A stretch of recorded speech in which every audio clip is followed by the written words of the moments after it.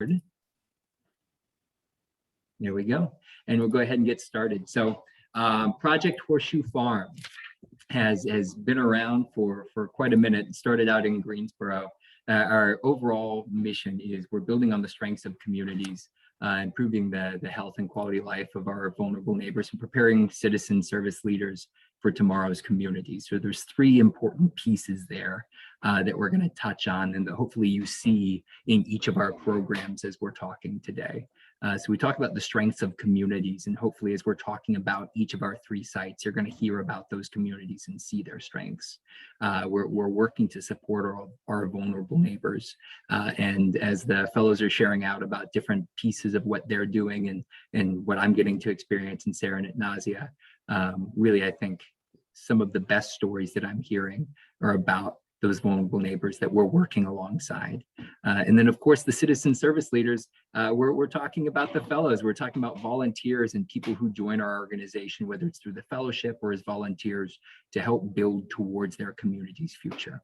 So we'll go ahead and get started with a conversation about Greensboro. Sarah, if you want to share a little bit about Greensboro, and then if you want to pass it to any of the Greensboro fellows to share as well.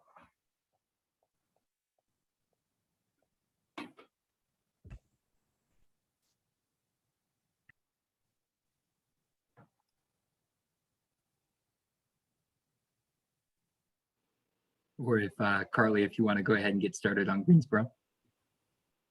She doesn't have great connection right now, Yeah. which might be why she's not responding. But to say a little bit about Greensboro, both Josh and Ignacia have worked and lived here too, but it's a quaint town in a very strong community where I would say, wow, as you walk down the street, by 1 month in, you know half the people you see, and whether or not you know them, you will wave to everybody you see.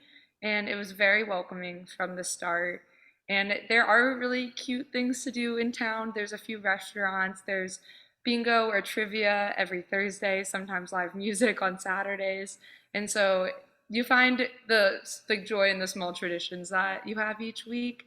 And a lot of our health, we'll get into it, but and so that's a kind of the gist of Greensboro. So it's definitely a small rural town. In Alabama, it's like 45 minutes, 50 from Tuscaloosa, an hour and a half from Birmingham.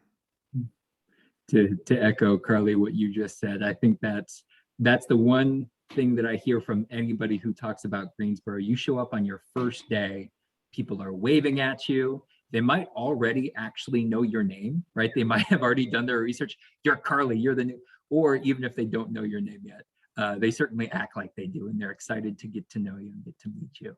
I think Greensboro is just a fantastic and really special place that is so warm and accepting and welcoming to all of the fellows.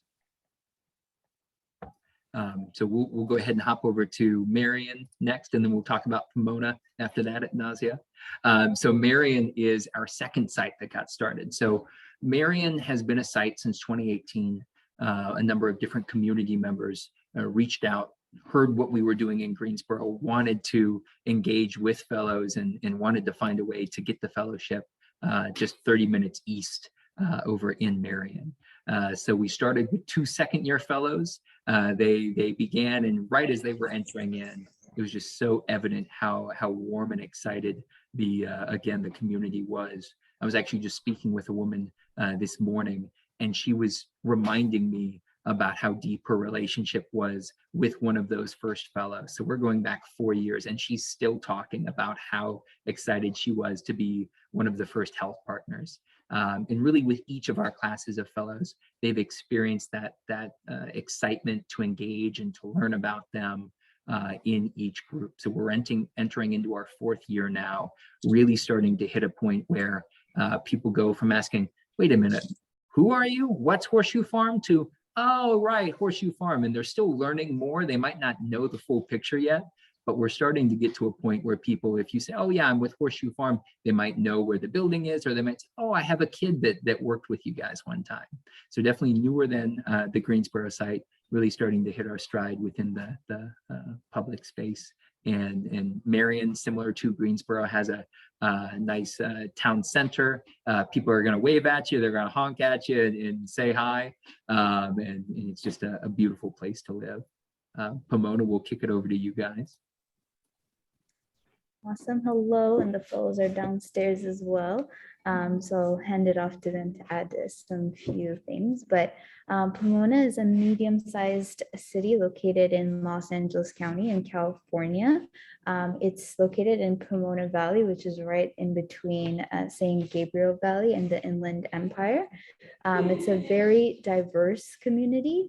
So even though it's like it's a much larger community compared to Marion and Greensboro, I was surprised to see kind of with the perspective of Greensboro. I was interested to see how it would translate in Pomona, and I was surprised that it was even though it's a larger community, it's very integrated, and there's a lot of nonprofits and a lot of city involvement and a lot of efforts to include the community and support the quality of life of vulnerable neighbors. And since sort of the mission of Project Horseshoe Farm is to build on existing strengths of the community, that's been really cool to sort of work in like different areas in the community. And we'll talk more about the different programs that we have. But it's been, you know, even though it's our second year now, it's been really cool to learn more about the community. There's so much to learn. It's still like every day there's just more organizations and more people and more community members that we learn about. And the ones that we have good connections with so far are just really amazing. And yeah, it's been really cool, like Josh mentioned, to kind of develop sort of a reputation, and like people reach out to us in terms of like City of Pomona if they need more help for volunteers for a certain activity that they want to have accessible to the community and things like that. So that's been really cool, but we'll talk more about the programs as well. But yeah, if the Pomona fellows downstairs want to add anything. I was a bit late to introductions, but I'm Priya. I'm from Minneapolis, and being in Pomona has been really wonderful so far. Like Anasia said, the community has been super receptive, and everyone's so warm and just very like willing to like tell you their story like the minute they meet you and stuff. And I think that even though it's been like our second year here, we've already established a pretty good presence here and really good relationships with health partners and with the local nonprofits here. And so I'm excited to talk more about my experience here throughout this session. Awesome. Thanks, guys. So as they had said, we're going to talk about each of our programs, and hopefully you'll see connections back to our mission. And it'll also be a great opportunity to share about the different ways and different directions you can approach some of the same ideas. So before we hop into programs, we're going to talk a little bit broadly about the fellowship. So I imagine that you guys have done your research a little bit, checked out the website, but really the fellows are I think just fantastic people from all around the country who have applied year after year. We've seen our group grow, and we've just been so excited to see. Somebody recently asked me, hey, is this just for people interested in medicine? And by no means is it just for pre-med students. There's fellows who have applied to us that are interested in medicine, who are interested in education, who are interested in law, interested in pharmacy, in nursing, in social work, and in so many other areas as well. The key, I think, to the fellowship is people who are interested in really serving deeply within a community, learning about that community, learning what service is and what it takes to be a leader within a community, and open to those experiences. They're not always the easiest experiences from the start, whether that's additional time where you're planning something or trying to put puzzle pieces together, or there's so many different avenues where the fellowship will take you over the course of the year. But that eagerness to engage, to always be open and to learn, I think is a really core piece of the fellowship. So our fellowship is a 13-month experience that starts in late June and ends in early July, middle July. and housing is provided within the location. So if you were a Greensboro fellow, you would have on-site housing that is provided. And in addition to that, there's a monthly educational stipend with the goal of helping to recover some of the costs and helping fellows to be whole. There are expenses that you'll find naturally, of course, with food, but also with gas. Transportation is a part of the fellowship, where you might be driving a health partner to a local doctor's appointment or picking somebody up for a community center program as well. So with that educational stipend, our goal is to help to recoup cost. And we don't want to put fellows in a tight bind, but at the same time, there is a potential for some amount of expenses on a fellow's part. So from myself as a fellow's perspective, there was some budgeting involved, absolutely. We'll go ahead and hop into some of the programs. And the first one we're going to talk about is community engagement and involvement. And I really loved hearing both what Priya and Nasia were talking about with getting to know the community, whether it's in Pomona or in Greensboro or in Marion. A big goal, one of the central goals that we have within the fellowship, is really intentionally looking around our community and always trying to learn more and to teach more to our community. So Pomona, it's maybe a little bit easier to imagine, okay, looking around and saying, you know what, I don't know anything about this business. I'm in a mid-sized city.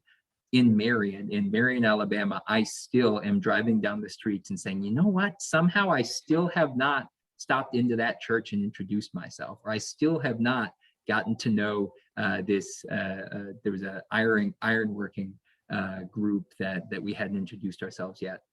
There's a number of different ways to do that. So we have, in a very intentional way, set up our Wednesday morning times, where there are all sorts of different community engagement sites, people who are doing fantastic and interesting things within the community that we're trying to serve as a catalyst, really support and provide some intentional effort towards helping them reach their next goal, or helping them to connect to the broader community.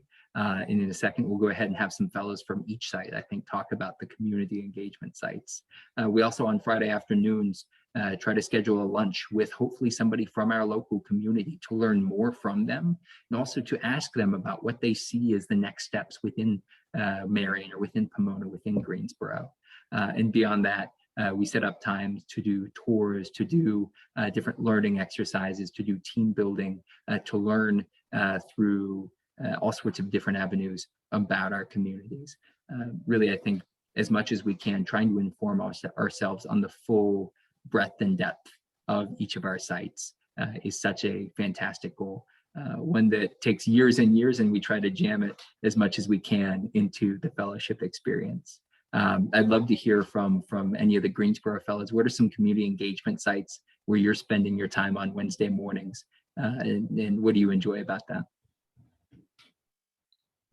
So my community engagement site is with a local contractor. So I will go with him on Wednesday mornings to different sites he's working on, things he's building, and help him with that. I've learned so much about using different power tools, and also just about the community in general. He grew up in Greensboro and raised his kids here. So it's been really fun getting to get to know him while also learning more about contracting in that sense. Yeah, and so my site is with EMA, and so what I do, I do a lot of things, but one of the things is I've gotten to write a lot of grants. I wrote a grant helped to write one to get a new ambulance. I've also been on some emergency calls, and so I've been CPR trained and gotten to experience a lot of cool things with that. And it's one of my most rewarding experiences that I've had down here. Here in a second, Amrita, if you want to share about your Wednesday morning down in Uniontown and with Choice and with the ACT group. We do in Marion have a few community engagement sites that we've reached out to in the past that we've really enjoyed doing. One's at our local library to help to really engage with the full community. So through our ability to kind of help to connect them and some manpower and some extra time in our Wednesday mornings, we've been able to support them as they got a Head Start, a Berean Head Start program as a 3 and 4 and 5 year olds now coming into the library. And getting library cards and participating in a reading group. They've been able to get books out to the local nursing home that we're also supporting, and really helping to build those connections, I think, is a fantastic aspect of those community engagement sites. We've also supported some local initiatives to get some produce on the square in town. So we have a organic farm not too far from us that is working to build a small storefront on the square. And we could potentially be, not only is one of our fellows actively, I saw her, she was with a saw and a power drill and building the storefront, but here in a few months, she may be one of the first people helping to staff that storefront and really helping to connect folks with the organic produce in a way that's affordable and attainable for them. Marina, if you want to talk a little bit about your side as well. Sure. So my Wednesday mornings, I go up to Uniontown, which is a town about 20-25 minutes from Marion.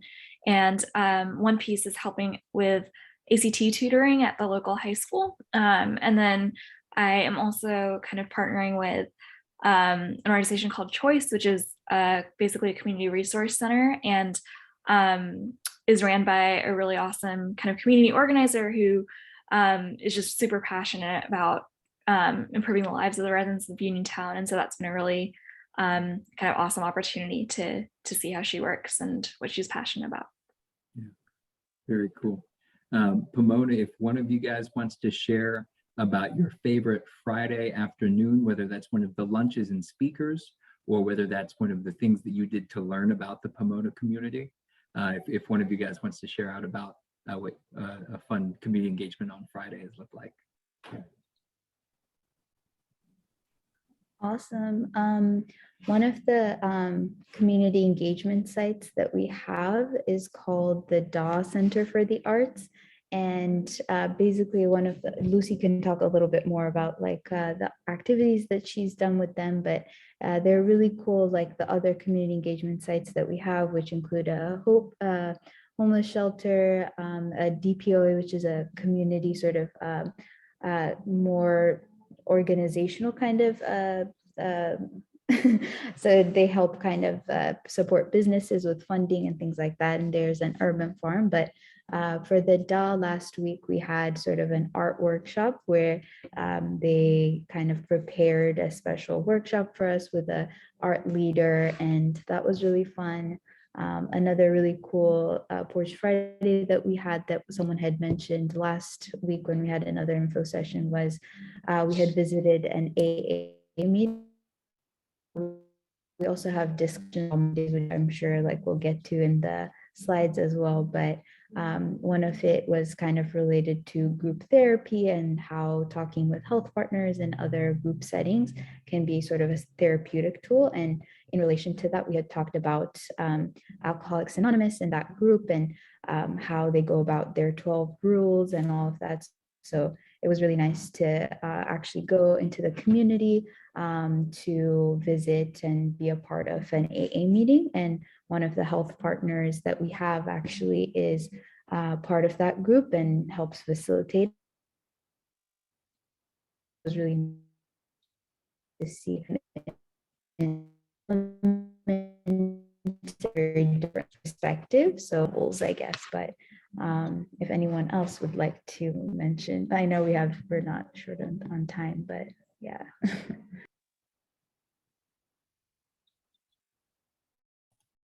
I'd say at nausea, that's actually a fantastic bridge to the next thing that we were going to talk about, which, as you said, was our group discussion. So there are a number of different learning opportunities that you're going to experience in person throughout the year. And in conjunction with that, Dr. Dorsey spent time really providing readings and conversations, discussions, videos that connect to the thought process for a number of different broad groups. And you can see, so citizenship is one of the first things we do talk about right as we're sitting down and learning about our new community. We discuss what it means to be a citizen and all of the different aspects of citizenship. We go through and we learn about some of the different biopsychosocial approaches, which I know for myself, coming from an education background, it applied so distinctly to what we were doing at Horseshoe Farm, but it was brand new information to me. And to be working with a health partner and at that same time learning about the biopsychosocial model and learning about how to treat somebody like a full human being rather than a patient or a diagnosis was truly new to me, and have heard from other fellows, hey, you know, I heard about this in college, or I learned about this in college, but getting to apply it in person and getting to return to these ideas was really constructive for me as well. And I love that, Friday porch visits and meetings can sometimes connect back to these discussions is fantastic and shows how powerful that can be. And Nazia, like you mentioned, we are actually kind of not short on time, but we're trying to preserve as much time for questions as possible. So as we hop into some of these programs, guys, there will be some opportunities to share. We'll do so kind of briefly, and then if there are questions about those, we can go more in depth. So we're going to start out with our Health Partners program. The Health Partners program has been one of the core focuses of Horseshoe Farm for quite a while, and I think oftentimes is one of the most emphasized pieces when you ask a fellow about their experience and what did they enjoy most. I most often hear about the Health Partners program and how deeply they formed connected relationships to some of their health partners. I just mentioned the biopsychosocial model, so that is a big piece of what we're doing is we're thinking about somebody as a whole human being. We're thinking about how you can form a relationship with somebody and how that can really serve as a catalyst towards a number of different improvements in their life. That can be internal, that can be a social improvement, social, emotional, mental, or physical. And it's very intentional process that we have for the health partners. I'd love for one of the fellows to share out, just one from any site, without providing any information on their health partner. Maybe paint a little bit of a picture about what your week looks like, what you do with that health partner.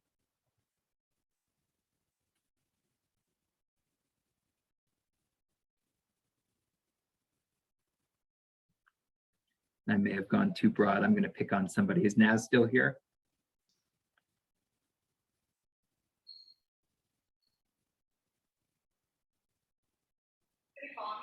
She's not at the moment. All right, Carly, go ahead. Tell us about one of your health partners.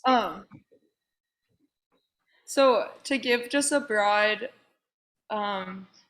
explanation of or an example of a relationship I have with one health partner, it's an older gentleman who kind of battles anxiety and depression along with several other physical symptoms, including glaucoma. So he's going blind. And for me, our relationship a lot of the time consists of just companionship and going over, and sometimes we'll be watching TV. He's also very into podcasts, so we'll sometimes just listen to The Daily by the New York Times together and discuss it afterward. And for a while, did not feel like I was making much of a difference just going over there and sometimes sitting in silence while we were watching TV. And then one day he said he had a friend who had been really struggling with their mental health, and he opened up to me and said, I don't know how I would have made it through this pandemic without you and the other Horseshoe Farm fellows. And just, it really exemplified how that relationship was very meaningful for him, even if it didn't always feel that evident for me. And in addition to that, I act as his care coordinator. So I schedule all of his appointments, keep his insurance information organized in his pill planner, and then I often accompany him to his appointments, the ones that are in town, and occasionally the ones out of town if no one else is available to take him. And so those are the two main facets of our relationship. I think that paints a great picture of all of the different ways that we can work with and impact and spend time with our health partners. I got an opportunity to visit with one of our health partners today. One of my roles as the site director is I try to visit or at least talk to each of our health partners in Marion once a month. I got a chance to visit with one of the first health partners I met.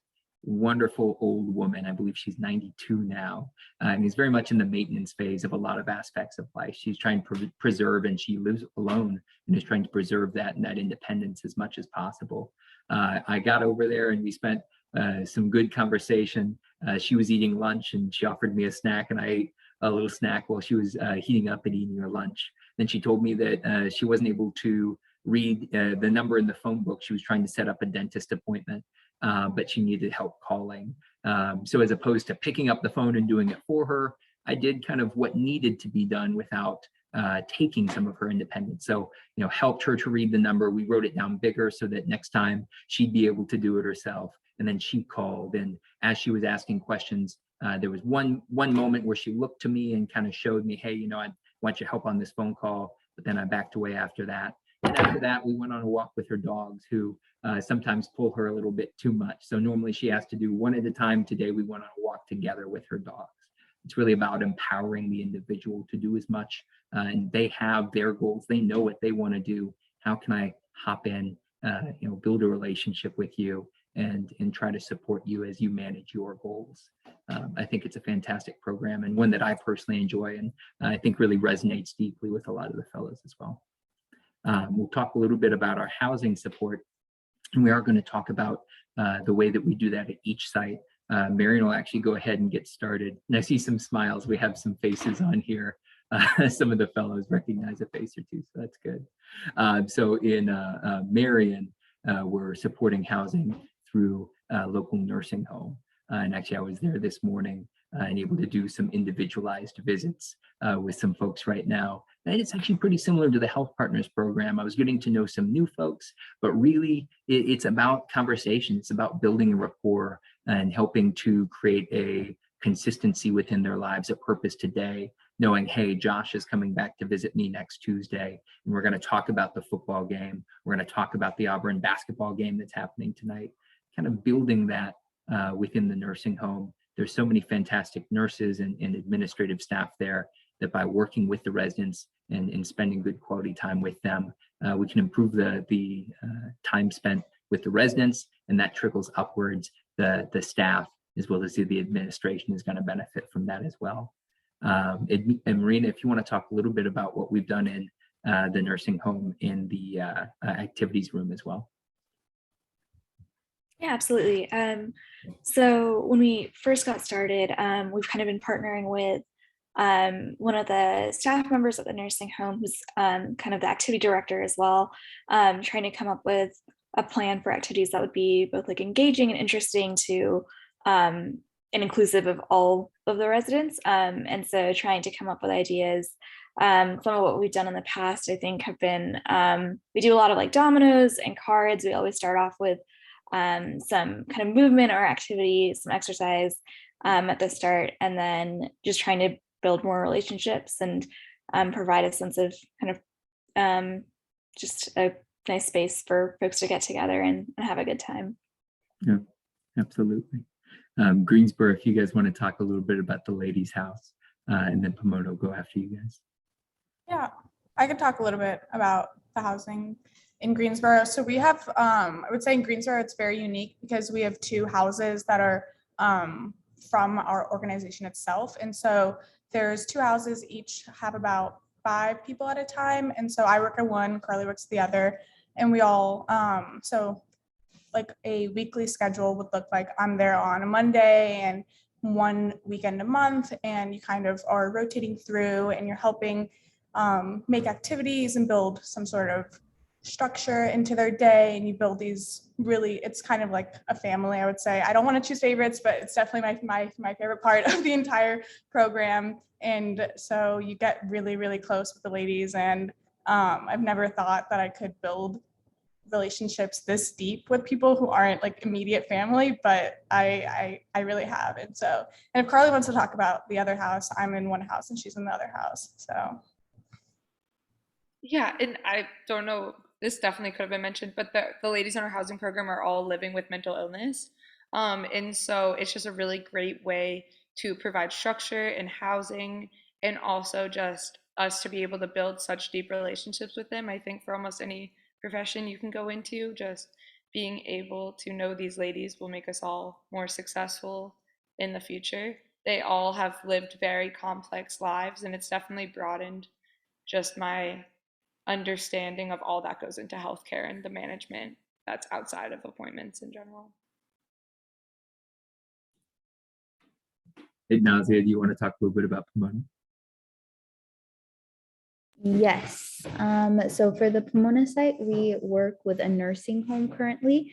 Right now, because of the Omicron variant, we're on a temporary pause, but they really like having us. And I had actually gotten a text yesterday saying that they miss us, but regulations, but hopefully we'll be back in soon. But similar to what Josh said about the Marion site, our structure kind of is similar to the Health Partners program, as well as a little bit of the Community Center program, which we will talk about next. But what we do is 2 fellows are assigned at the nursing home once a week, and for their chunk of time that they're there, they go in and check in on individually for one-on-one. One of the fellows checks one-on-one with the residents at the nursing home, and these could be people that don't get as much visitors or support, and so they have very limited staff that can sort of give that one-on-one time. So any additional time where they can talk to them, or some would like you to read to them or play games, and so that one-on-one time is very valuable. And then there's a community center in the nursing home that we help with activities or playing games with the more active nursing home residents that want to interact in a group setting, and some of them want to play games one-on-one, but kind of rotating in that way. And it's been really lovely, not only learning more about the residents there, but also the staff are really great, and it kind of also gets us to kind of have a broader picture of the community and learn more about other people that are connected to people in the nursing home as well, which has been great. Right, so we're going to move on to our community center program, which can at times be shades of the Ladies' House. They're definitely interconnected in a few different ways. Our Marion group is actually just getting started on creating a community center program that's at our office space. So we're excited. We're going to be reaching out shortly to some connections and some fantastic health partners and people who have reached out and said, Josh, when you guys get started, we want to be there. I want to be the first person at that community center. It's all about building a accepting and a welcoming environment for people who can come in at the start of their day. It's a reason to wake up. It's a reason to go into town and to spend time with people. It builds purpose, structure. You can integrate health, education, nutrition, all of these different pieces, depending on the strengths of the fellows, the strengths of the communities. There's so many different pieces that you can plug in, but at the basis, it's a group of people that are excited to see you, might even call you and say, hey, I want to see you there today. Are you coming? And it's just a fantastic, at all 3 sites, I think a fantastic way to engage with the community. So that's Marion. Greensboro, if you guys want to touch on yours a little bit, and then Pomona as well. Yeah, so we, so our community center is in our office space. And so prior to COVID, it was indoors. Now it's mainly in our courtyard, which is a beautiful, beautiful space. And so we actually, community center was closed for the last month because of the Omicron. And so we just started up again today. It was our first one, and it was a Chinese New Year themed one. And so if you follow our Instagram, we posted a story about that, but it was a really fun experience. So just kind of a time that brings everyone together. Everyone kind of knows each other, and it's a really, really special place. And a lot of the people are elderly or otherwise isolated, and it's like the one time that they get out of their home and are able to kind of build some purpose and structure into their day. And you can really, really see the impact that it has on the community.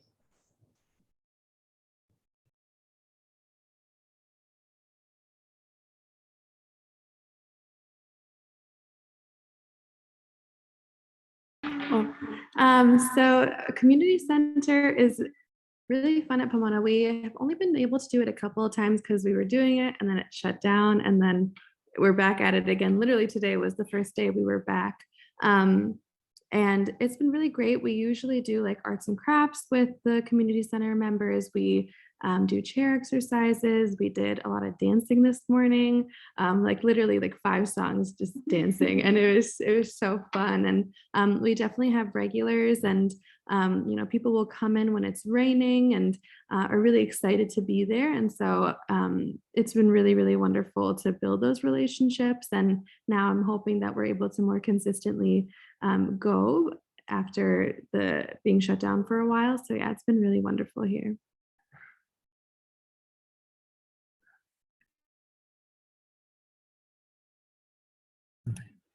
Awesome. So we're going to move on to our school program. On what we're going to do is talk a little bit about the goals. I know that schools have been impacted in so many different ways with COVID. So we're going to talk more broadly about goals that we have in supporting the schools. And then Pomona, I know you guys are a little bit different right now. So we're going to let you share about what you're doing in the moment. I know we're all moving in the same direction. So broad picture, what we're trying to do, coming back to our mission, is we're supporting the strengths in our community. You go into any community across the country and across anywhere, there's going to be a school. There's going to be teachers, administrators, parents that want their young students and children to succeed, right? So you have that no matter what. What we're hoping to do is to really plug in and serve as a support network for those teachers and for those students. Oftentimes, I actually spoke earlier, I was a teacher for 3 years, and oftentimes one of my biggest complaints, and a lot of the complaints I hear from teachers, is I just don't feel like I get enough time with each kid. You gave me this kid for 4 hours and we could work one-on-one. I feel like we could get somewhere. It's just not enough. So one of our goals is to really provide some individualized attention in small group settings. So there's a lot of different ways that can look, but really a teacher works to identify a group of students that they think could work well with a tutor. And that's our fellows coming in 3 times a week. Those students could be anywhere across the spectrum as far as what they're focused on. It could be science, could be math, could be reading, but so long as the teacher has goals set up for those students, the students are bought in, excited, and energized to do it. And the teacher is setting the goal of, hey, I want little Jimmy to be on this level for comprehension by the end of the year. Here's some tools to do that through working alongside the students, learning more about them, through talking with the teachers and through talking with your site directors. You're going to come up with a lesson plan, and you're going to work with those students and really chip away and really grow certain skills. I know some of my favorite experiences as a fellow was watching as a student goes from learning how to add to mastered their times tables. And it goes quick. It honestly does. If you have a good plan and you're working, suddenly the year's over, you're like, oh my gosh, this little guy or this little human being has grown so much. It's personally one of my passions, but I think also we hear from fellows year after year that it's something that they really enjoy as well. So each of our sites has that goal of supporting school networks, working alongside teachers and their students. Pomona, if there's anything you guys want to add. Yes, like Josh mentioned, we initially had planned to start off working with the schools, but because of restrictions with the Pomona Unified School District in LA County, we aren't able to start yet, even though the school is really excited to have extra support and the similar system implemented here. We do look forward to starting whenever it's okay, but currently we're working with an after-school program called Pomona Hope, and the fellows here can talk a little bit about what that looks like. Yeah, so Pomona Hope is really wonderful. We work with kids from kindergarten to 8th grade, and then there's also high school volunteers there as well. And so we've been working with them since September, and so they're probably like some of the longest relationships we have right now with those kids. And so usually we're there from about 3 to 5:30, Monday through Thursday, with 3 different workshops. And so those workshops could be going to the garden, leading STEM workshops, leading art workshops, gym games, like nature stuff. And then also every day there is time set aside for homework. So helping children out, and you're usually assigned to some type of age group. And so Lindsay and I are both with the Gumshoes, which is the kindergarten to 3rd graders. And so it's been really fun to do and to build those relationships with the kids. Awesome. And I really do think that highlights, with not just with COVID, there are a number of different factors that play in each of our communities each year. It's important to stay flexible. We're working towards long-term goals, and we're working towards building success for our community members and for our community partners. There are times where we say, you know what, this is a little bit too far off. Let's see how we can plug in a different way instead. Really still working towards those long-term goals while finding ways to support in the moment is, I think, a very, very key thing, whether it's COVID or other factors. It's always going to be a part of working with people. So some additional responsibilities and things you'll find. I know earlier we had mentioned community engagement. Community engagement doesn't just happen on Wednesday mornings or Friday afternoons. I can't tell you the number of times I've gotten a phone call from somebody saying, hey, we need helpers at Tuesday morning, and show up at 7 o'clock, or hey, thank you guys so much, we'd love to have you, our church would love to host you guys for a Wednesday night dinner, or hey, bonfire at our house with some of the new young people in town at Saturday at 7 o'clock at night. Really, community engagement is a week-long and a year-long experience. Some other responsibilities that we have outside of the programs we just mentioned, there are going to be times where you're planning and enacting a vision as a piece of the community center program, or where you're putting together a plan with your health partner. So there is definitely an aspect of management and trying to administer that task. Sometimes you might be working with a group of fellows. One person might be taking the lead, and everybody's working together to enact a mission together. There are aspects of fundraising and development, of public relations, of recruitment. You can see all the fellows we have actively participating in recruitment right now, and of constantly looking back and saying, okay, here's the long-term plan. How are we doing? Are there things we want to change? How's our efficiency? What does that look like? So the Horseshoe Farm Fellowship, one thing we can promise is there's definitely going to be a very, very broad range of opportunities for you. And I think some of the most successful fellows are people who really hop on and say, yes, I'm excited to, let's try this out. Let's see what we can do. And at the same time, they can see the big picture and how they fit in and how they can help to grow certain pieces of what we're doing here. So with that, we're actually going to move on to our questions. So I am going to, let's see. All right, so I can see a lot more faces now. What I'm going to ask you to do, we have about 45 minutes. It would actually be best if you could go ahead and post in the chat a broad topic. So I see Anika. If Anika had a question specific to Marion and she wanted to know about a specific program, maybe she would put housing Marion or nursing home Marion, something like that. Go ahead and just type in the chat any questions, any broad topics that you want to talk about, and I'll go ahead and call them out. And with that, I might say, okay, Anika has a question, and Rita's going to answer it. That way, we kind of know how to go about that. Go ahead and get started, guys.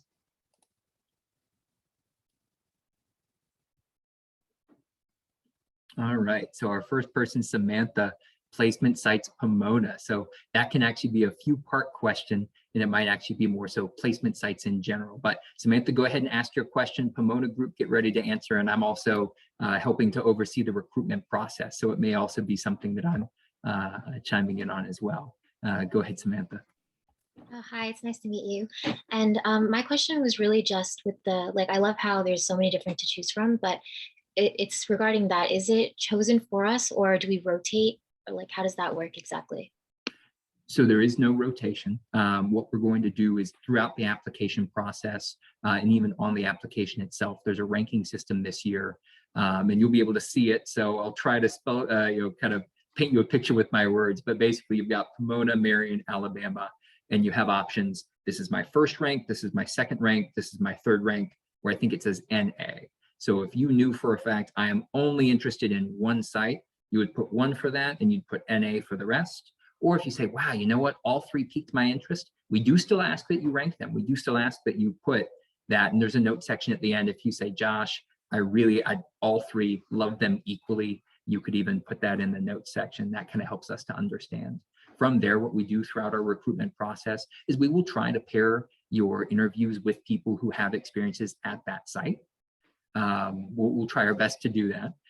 And from there, as fellows are selected, we are paying attention to the sites that they preferenced. And so Samantha, if you said Pomona is my #1 and I want nothing else, we may even check in and say, hey, Samantha, you said, a month ago, you said this, wanted to confirm that that's still the case. And as we're reaching out to offer the fellowship, we're taking your preferences into account. There may be times where people are offered their second choice. We want people to recognize that, we love getting to know the fellows throughout the interview process. We want to select a really strong team. We don't want to force anybody into a situation that they're not interested in. So we really do ask fellows to think about that as they rank and then as they choose to commit to the fellowship. Thank you. No problem. Okay, Jay, Health Partners Program Pomona. So at Nausea, get ready, and then you might be dishing it off to the next fellow. Go ahead, Jay. Hi, my name is Jay. Thank you so much for meeting with us today. So I just wanted to ask about the Health Partners Program, and if anything else, I asked about Pomona specifically just because it's like the most like the scale is just the largest, but I'm just interested in it for all three cities. Just like how you find the patients who are most in need of these services, as well as like how you partner with them, how you get to know them, like given the scale of your city, because it seems like a little bit easier in Greensboro as opposed to like Pomona. Just like how building that relationship has been over the year as well. That's a great question, Jay. So as you know, the Pomona site is relatively newer. So there were a couple of sites. So across the sites, how one source of referrals is our partnerships with healthcare providers. That could be hospitals or clinics. Here in Pomona over the summer, I worked with a clinic called Ready Care, which I consistently sort of shadow at. To sort of build up the Health Partners program. Overall, like Health Partners are usually like stick with fellows. So in that way it's sustainable. So we have a certain level of Health Partners, but in the Pomona site, we're working on building up our Health Partners program. So we have a local clinic that we work with and a local FQHC, which are federally funded, federally qualified health centers like Park Tree and East Valley that refer health partners to us. But I would say another large source of referrals are recent sort of partnership with a really amazing organization called VOA, which is Volunteers for America. And in Pomona, they help find housing and connect people to homeless individuals to housing and transition them, but also sort of maintain and contact with them once they've transitioned. But since they're not able to provide as much assistance, and a lot of our health partners referred to us from the VOA don't have family or other support systems to help navigating social services or healthcare, or to some levels transportation, especially for those health partners that have disabilities or other mobility related hindrances. So we help with that. And so we have different sources of referrals, and it could also be community referrals. There's some local nonprofit organizations that we work with, like God's Pantry, that the fellows help deliveries.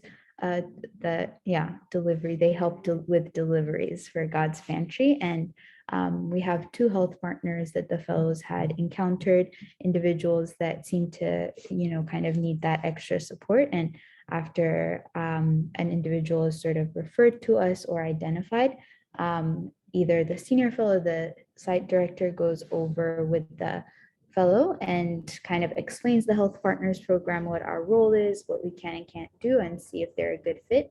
And then we sort of start that process. And that's sort of how it looks like, but great question. Absolutely. And to echo what Nazia just said, and I think you guys could hear, there are so many different avenues to becoming a health partner, from a doctor calling us up and making a referral kind of in a more formal process. I got a call from a pastor yesterday saying he wanted to introduce me to somebody on Thursday. A few weeks ago, somebody walked up and said, I want to be a health partner. So you can even have self-referrals at times. It can be easier in some ways if the relationship is already there, but it's also still very important if that relationship is there. That can be a catalyst towards the start of a great health partner relationship. Still very important to set the tone and set the expectations of here's what we can and cannot do, like Nazia was talking about. So you'll be working alongside your site director to really set that understanding each year. Some health partners are gonna say, yeah, I've been a health partner for 5 years. I know, I'm gonna teach Jay what it means to be a health partner. But yeah, so we're really excited to continue growing that program. I think Emma had the next question about Spanish in Pomona. Go ahead, Emma. Yeah, hi, I'm Emma. And I was just noticing on the application that talked about needing a Spanish background. So I was just wondering what that looked like on a daily basis. That's a great question. I think for the Pomona site, it is sort of preferable, but not required. We have a bunch of fellows here, at least two that are more on the fluent side, and then a lot of others that have some level of Spanish speaking capacity. I would say like there is sort of at least 2 that would be required per class of fellows, since we do have health partners that are only Spanish speaking.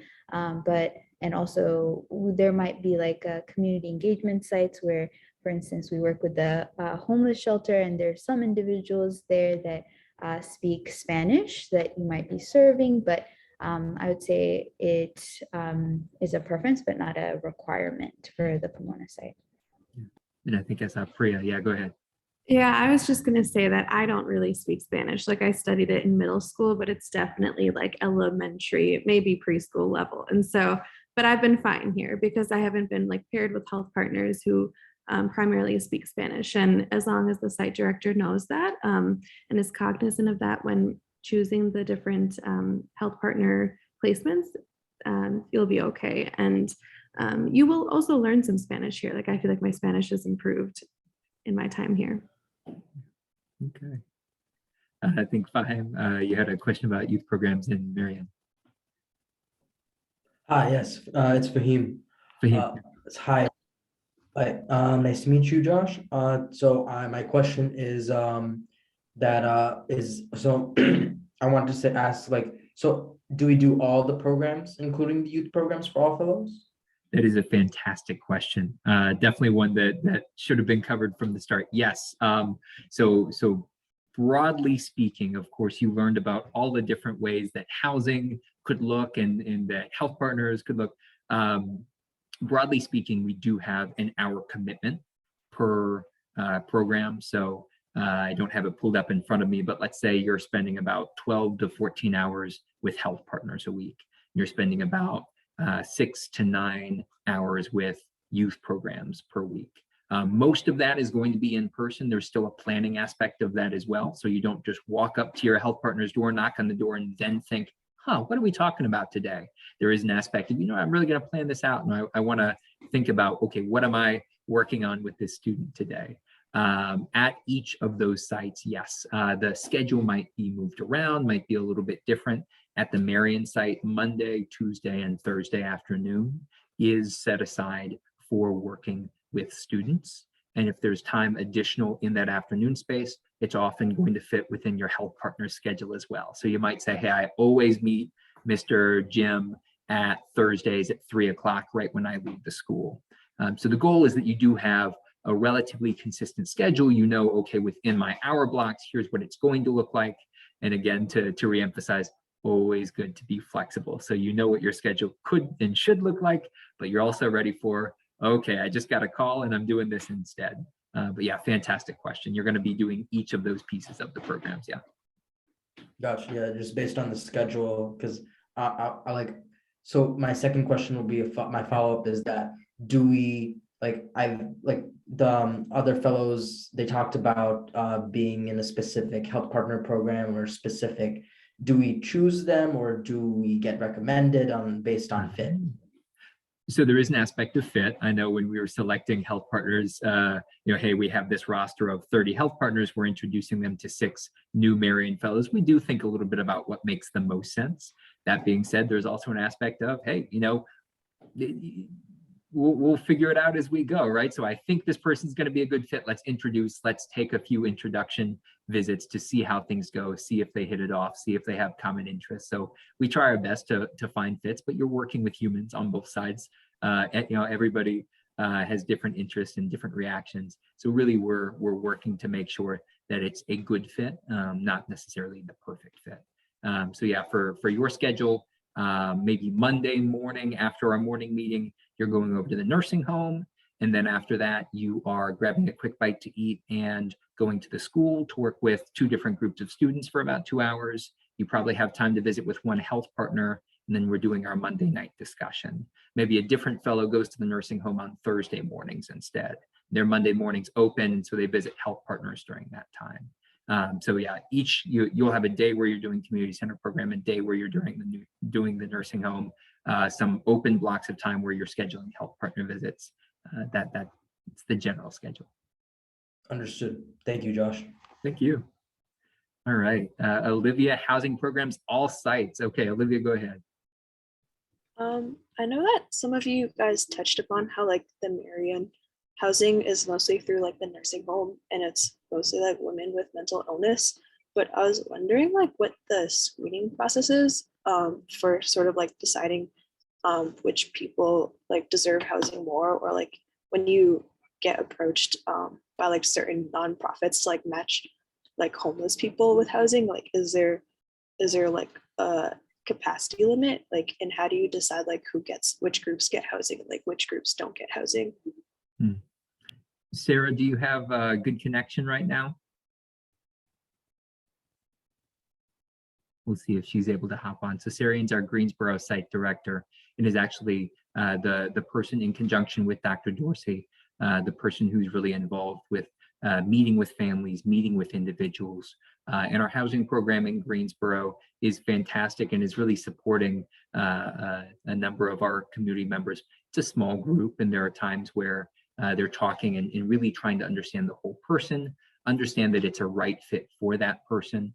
I can speak a little bit more to the Marion experience. We do not have to make any difficult decisions about whether somebody should or shouldn't be in the nursing home, but we do have to think about, okay, there's only so many fellows, there's only so many hours, there's 80 people we could visit in the nursing home. How do we pick only 15 people to visit? There's a number of different ways we do that. Frankly, we have past experience with individuals in the nursing home that really can help to inform that decision. So I may reach out and say, hey, you know, Mr. Cook, it's fantastic to see you again. Wanted to check back in and see if you'd be interested in talking with me. And Mr. Cook might say, no, go away. Okay, well, there you go. We don't need to force anything. He as an individual needs to be interested in that relationship. We oftentimes will reach out to administrators. And actually this morning I reached out over the phone and said, hey, I've got actually an extra hour. Anybody who you think I should introduce myself to? She said, hey, try the guy in room 323. I think he'd really enjoy the relationship. So in that capacity, we're actually able to work through our community partner and use their guidance to help us make those types of choices. Nazia, I don't know if you want to share anything about housing in Pomona.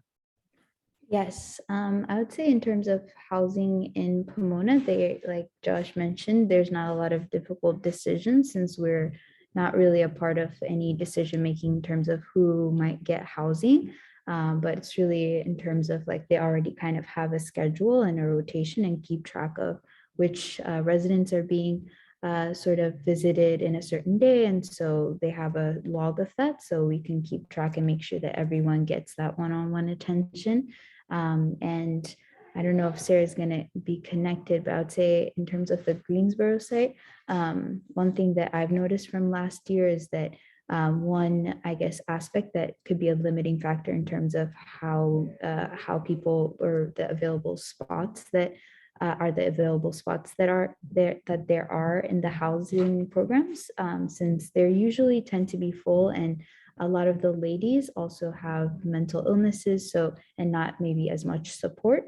So one aspect is availability in the housing programs, and if there is space available, one of the aspects is also considering the support. It's called sort of like a independent living, independent housing program. So there is some level of support that the fellows, as well as like there's in-home or nurses that sort of come in the morning to give medication to the residents, but it's not sort of a mandatory type of situation. And so residents, I guess, in terms of their preparedness, need to be able to and compliant to take medications. And yeah, so those are the things, at least, that I've seen Sarah sort of help assess, and meeting with possible applicants for housing programs sort of look at. So those are two factors, but the Greensboro fellows, I don't know if there's more insight that they have as well, but yeah. I was just going to add that I think it's different for every person in the housing program. I would say that for some of them, it's more of a transitional phase, whereas for some of the other ones, it's more of like a permanent type of where they are the most stable. And so I have a health partner in the housing program who wants to move back home to more of like the south part of Alabama, and we've been planning that out with her, and that's been totally fine with us. But then there are some other of them in the housing program where this is like where they've been the most stable for the past 10 years of their life. And so it's more of a permanent type of condition for them. So I think it's different for all of them. And so it varies, but ultimately Sarah is in charge of all of those. Yeah. Pomona, future plans. Sophie's got a question for you guys. Hi, thank you for meeting with all of us today. I know that you guys are super busy, so really appreciate it. I'm curious, so it sounds like Pomona has had to adapt to a lot of COVID complications mixed with like launching off a new program and trying to adapt the Horseshoe Farms model to a larger city in the first place. I'm curious, like what you guys have planned in the future. I really appreciate the adaptability and all of that. And I'm just curious how you guys are using your flexibility. If you have like new programs in mind, or if you're tweaking some aspect of the Horseshoe Farms model that already exists, but applying it to Pomona. So I'm just curious about the transformation prospect part of it. Yes, that's a great question, Sophie. And I think that that's an important sort of consideration, I think, because it's always interesting also to kind of think of the organization, even though it's Project Horseshoe Farm and we're all sort of working towards the same mission. Each site is sort of at a slightly different level of development in terms of like where we want to go and like where it's at in the level of development of a nonprofit in general.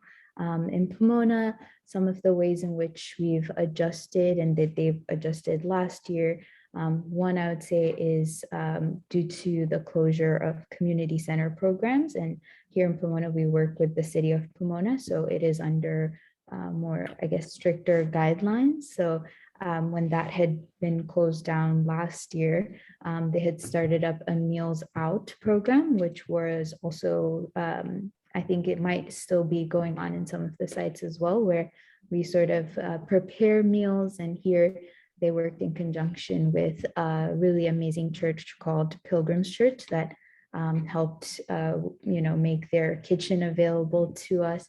And the fellows last year, they made food and delivered to health partners and other people in the community. So that was sort of one program that was sort of readjusted to sort of fit with the more flexible time, with the fact that community center program and some parts of housing programs weren't happening. I would say this year we have been able to continue our relationship with the after school program in terms of youth program, which normally is the schools. In terms of community center, there are some points, like for instance, that it was a few weeks, like about 3 weeks or so, that it was closed down because of the Omicron. So that would be like 3 days since we work with them 1/2 day a week, that it was put on pause, but we started back up today and hope to continue down the road. So community program is sort of coming back up. And then for nursing home as well, there are parts where it's sort of kind of closes down for a little bit. And during those times, we do have a little bit of extra wiggle room. So we try to focus on our health partners. And I think that down the road, we might not have as much time to be as involved, since a lot of our health partners have so many social service and healthcare needs that it's really hard to delve really deep into those in a normal year. So it's more focused on the relationship-based support and just having, and not just, but Dr. Darcy emphasizes especially because that relationship component, like I think Carly mentioned in the beginning, you might not sort of be very apparent in the beginning, but it has a really huge impact to have someone sort of check in on you and have that relationship-based support. But a lot of the fellows have been able to do a lot in terms of social services, getting health partners signed up for in-home healthcare services, which is it's like a kind of grueling process. They've helped with getting different sort of equipment, like walkers or you know, kind of blood pressure and all of those referrals through insurance and things like that for health partners. So I think it's sort of helped us develop more in-depth relationships with our health partners, since a lot of them are new. It has been really good, nice to have a little bit more wiggle time to focus on that. And then we also have administrative tasks that we might not have gotten through, but there's recruitment related ones, and also things sort of kind of considering that it is a newer site, kind of coming up with ways in which we can have more robust information set up for next years of fellows, so that they're able to sort of not reinvent any wheels, and sort of build on some of the information that we've gained from the community. And it's also given us a lot of time to sort of go out and meet community members and organizations that we are able to sort of like learn more through. And yeah, also Porch Fridays are helpful in that as well, but I hope that answers your question. Yes, thank you. That was more than I could have imagined. So thank you. Fahim, I'm excited about your next question. Auburn University, Real Studio, Marion, and it might also be Greensboro, we'll see. Yeah, so as we were going through the presentation, I caught notice of that. I remembered like when I was like looking into this gap year opportunity last semester, I was like watched a video. When I tried going back looking for that video, I couldn't find it for some reason. But I wanted to learn more about that. During this presentation, we were talking about housing, like it's one of the housing partners, but it's also like the CEO, John Dorsey, also was involved with the Auburn University Rural Studio. Right. Yeah, and actually, I believe, are you talking about, it was on Alabama Public Television, it was about an hour-long video that talked about Rural Studio, and then I think the last 20 minutes or so had Dr. Dorsey. Is that the video you're talking about? Yeah, exactly. I just want to know, it's like, what can I do to be involved? Like if I were to. Absolutely, yeah. So I will tell you and tell everybody, if you visit our website and look at our publications, which is on the About tab, we actually just placed the Alabama Public Television highlight of Rural Studio, and they're a fantastic group that it blows my mind how many wonderful groups we have in such a small and rural environment. They're a great group of people, and there are a number of different ways to support. Actually, one of our, thank you so much, Nazia. One of our Wednesday morning community engagement sites is with them. And I think very importantly, they are a group of young students who are here to learn about architecture and what it means within a rural environment, support their local communities. You're going to have a lot in common with them if you're here in Greensboro or in Marion. And I think very importantly, is supporting them by building friendships, building relationships. Greensboro, if any of you guys want to talk for a second about some of the Rural Studio folks you've met so far, that'd be fantastic. Yeah, I can just speak, just living in Greensboro, it's really great just having other like 20-year-old somethings here from around the country to be social with and do things, and also just learn about what they're doing. They were working on like our facilities for a while, so that was a great way to get to know them, was helping them with those projects. And then in addition to that, some people's community engagement is working with Rural Studio, so they'll go out and help work on some of their projects. But ultimately, it's just fun having other, like, they're fifth years in college, and so just having other people who are the same age around town has been really nice. Yeah, and I know I mentioned about community center earlier, how we have it out in our courtyard now, and they actually spent 4 years, I think 4 years, building that. And so it's been like a very, very special project for them and for us. And it's like one of the most beautiful courtyards I've seen ever. And they live like right across the street from us. I'm looking into their rooms right now, but yes, they're super cool, and it's been very fun. Yeah. Awesome. I am going to skip around just a little bit because I think this might dovetail. Ryan, ask us about work-life balance, and I think we might come back to some of the local folks in town. Yeah, sorry. I'm on my phone right now, so hopefully you guys can see me all right. Great. But I was curious, so you guys have talked a lot about the community engagement side of this opportunity, which already sounds amazing. But I was also curious about the work-life balance as a fellow. I saw on the website that a lot of people are applying for graduate school and medical school during this time. And then being, you know, in these amazing places at these sites, getting that time to explore with your fellows surrounding the area and things like that. So I was just kind of wondering what that looks like for fellows, if anyone could give me some insight. I see a lot of fellows nodding. Guys, go ahead and jump in. So I would say it was something that, oh, wait, you can go ahead. You can go too, it's okay. But okay, I'll start. But anyways, it's been, I feel like work-life balance has been manageable. I mean, it is like a 40 to 50 hour week. And so like being cognizant of that, but it's also like you become really good friends and close with your fellows. And so, and also as someone who was interviewing this entire year, I was able to manage it. And it was definitely a blessing that interviews were online for the most part. But it was pretty easy to ask if people could stay out of the office for, you know, a couple hours so I could do an interview, and we just got hotspots. And so now we can interview like at our houses because we don't have Wi-Fi. And yeah, we've been able to go it's like down to Los Angeles. We've explored places in Pomona. Some of us are going to San Diego soon.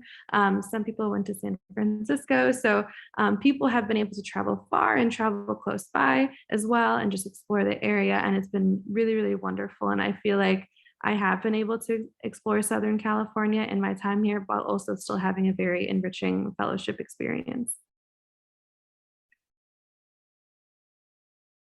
Carly, you've got to go. Go ahead. Yeah.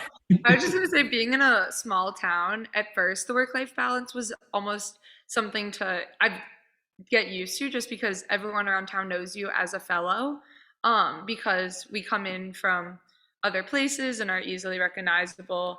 And so I think at first it was hard feeling like you were kind of representing Project Horseshoe Farm all the time, but now we've gotten to the point where that's not an issue at all. And I think we all really feel at home here and are able to take time for ourselves. And I also was applying throughout this year, and I think at the beginning it's like you get here and secondaries are being sent if you're applying to medical school, and so those first that first month and a half is a lot, but you get past that and then you have the next 11 months you're here to not have to worry about that as much. Yeah. I think, Ryan, you point out we have a number of fellows who are applying, whether it's to graduate programs, medical programs. That is to say, wow, we have a lot of fellows who are going through that same process at the same time. Balancing time is going to be difficult. It's also good to keep in mind, hey, the person next to you is probably going through the same process, and we have a track record with each of our groups of fellows. Really, fellows have found success, and I put a lot of that on. We select fantastic folks from all around the country who probably would have been as highly successful in their application process no matter what. But I really do see consistently fellows highly successful in getting their choices and finding options that they think really do fit them well. Think individually, each person, as they're going through the interview process, whether it's time, and there's other factors as well, really do try to monitor, hey, how am I feeling about this? Is this something I'm interested in? Do I feel some push and pull? You know, it's a fantastic opportunity. Is it the right one for me? That's a question that we really do happy to talk about, but also place that back on you guys to make the choice that's best for yourselves individually. It's a fantastic question, and one that I'm sure each of you guys is wrestling with. I actually want to turn back over to fellow Schedule All Sites Trinity and hear from her. I think that might kind of connect there. Hi, yes. So mine was definitely connected to Ryan's question, and just asking, I guess, how do you guys find ways to recharge and sustain the energy that you came in with from the site, specifically being a 13-month fellowship?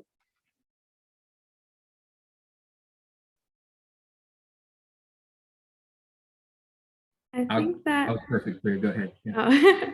I think to recharge, I mean, it is really great, as Josh was saying, that like all of your fellows, you can lean on them because they're going through things very similar than you. And sometimes like one week that might be harder for me with health partners or with something else going on in my life might be like easier for somebody else. So being able to lean on them and vice versa. People will have, harder times at different places during the length of your time in this fellowship. And so it's almost like, because you work with these fellows, you live with them, you do these social activities with them. Like I really have to emphasize that they to me, like they really do feel like family. And so I think that I've found a lot of support, and being here, like being the only person, like I'm the only one here from like all my friends and family. And so, but I still feel really supported here, and I still feel like I'm able to recharge with the environment that Horseshoe Farm provides, just like naturally. You still have these friendships, and sometimes I think it's easy when you graduate college to kind of fall into that slump of almost like a loneliness of a sorts. But I think that Horseshoe Farm does a really wonderful job of kind of keeping that like really wonderful blessing from college of kind of always being like surrounded by love and support. It kind of keeps that going for another year, which is really, really wonderful, and kind of helps with the recharging. Yeah, I was just gonna add on that it definitely is a transition coming from college. Like I graduated in May from UVA, and then I was down here in June. And so I think at first it can be a big transition, but after the adjustment phase, it's like I feel like everyone kind of has their own unique ways that they kind of take at the end of the day or on the weekend to recharge. And for me, it's going to the gym just down the street. I just walk down there and scan in, and I'll just like run or lift or something. Or Carly and Sydney and I go to Orange Theory on Sundays. And so it's every single person, it's different, but some of us will go hiking on the weekends, and there's a lot of really pretty hiking places around Alabama. And so for everyone, it's different, but I think you can really find your piece. Yeah. I love that. Annika or Anika, you had a question about interaction between the sites. Yeah, hi, my name is Annika. Thank you so much for your guys' time. I've learned a lot about this program, and I really appreciate it. I'm a current student at the University of Alabama, and I know that Greensboro and Marion are both in the Roll Tide, are both in the state. And I was just wondering, like, do you guys ever get together and do stuff? Or even with the Pomona side, like, do you guys all hop in a Zoom? Because I know like it's separated by the sites, but I'm sure you guys feel some kind of camaraderie there going through the program during the whole year together. So I was just wondering if you could touch on that.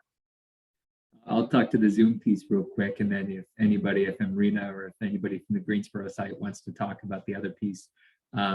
Fantastic idea, one that we just put into action not too long ago. We had a group Zoom with all three sites. What was that, 2 Fridays ago for one of our Porch Friday lunches? Fantastic, definitely something that we want to do again, and something we want to encourage is that camaraderie, learning from one another, learning about one another, and really just, I think that we're bringing together so much talent and so much wonderful humanity from across the country. We should be sharing it with one another. So from the Zoom perspective, I loved it, and definitely want to continue that. If anybody from the Greensboro Marion group wants to talk about that interaction. Yeah, I would say we interact on like a social aspect. So we have our discussions on Monday nights together, but then in addition to that, we really try to see each other, sometimes more often than others. But like one example is on Saturday, some of the Greensboro fellows, they started a band and they had a performance at the local restaurant, and we had some of the Marion fellows drive over and like watch them and hang out. And so it's definitely, they're close enough that it's very accessible to see each other and just expand the group of fellows we get to interact with. Yeah. Awesome. And Roll Tide. We do have one final, I think we'll say final question about the application, Hermela. Hi, yeah, so for the application, I know we have to provide 2 references for you guys to contact, and I was wondering if y'all wanted that to be someone who knew us kind of like during our time providing community service, or someone who knew us in an academic setting, or, or a combination of both, or like what part of our character you would want them to speak about? That's a fantastic question, and probably one of the questions that I get emailed most when we have people applying. So thank you for asking that. A few pieces. First off, and you said it exactly right. We do ask that you list references and list contact information for those references. There is no letter of recommendation required. Please do let your reference know that we might be calling them throughout the selection process. We may or may not call them. And when we do call, we're trying to really understand who you are as a human being. And if I'm going to introduce you to Mrs. J, the health partner that I've known for 2 years, I want to know, okay, who are you and who am I going to be introducing her to? That's the type of person. So yeah, you had mentioned there's a few. I'd say by no means should you say absolutely not a professor, but you'd want that professor to really know who you are as a human being. And if you've shown, hey, I'm dedicated to the work, I worked in the lab with them, and they have proof of I can really accomplish tasks, that is absolutely fantastic and something that is to your credit. That is a positive thing. Definitely want to make sure that we understand who you are as a person as well. So I'd say both examples are great. It's maybe more so the depth of relationship that you have with that person and how much they can speak to your character. Okay, thank you. Thank you. All right. With that being said, guys, we are going to go ahead and wrap up a few things. We are going to hopefully be posting this video. We're going to take a look at the recording. Thank you all for participating.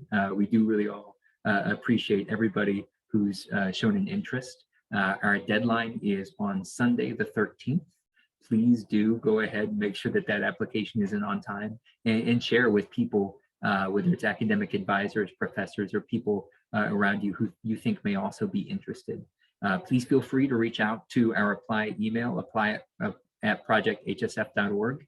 And if you have questions, want to talk more, a lot of these wonderful fellows and more would be happy to sit down, talk on the phone, talk over Zoom, and really answer some of your questions one-on-one. With that being said, thank you all so much. Fantastic questions. Thank you to the fellows for sharing your experience, and Nasia and Sarah as well. We really appreciate all of you guys, and have a great rest of your night. Bye. Thank you. Thanks, guys.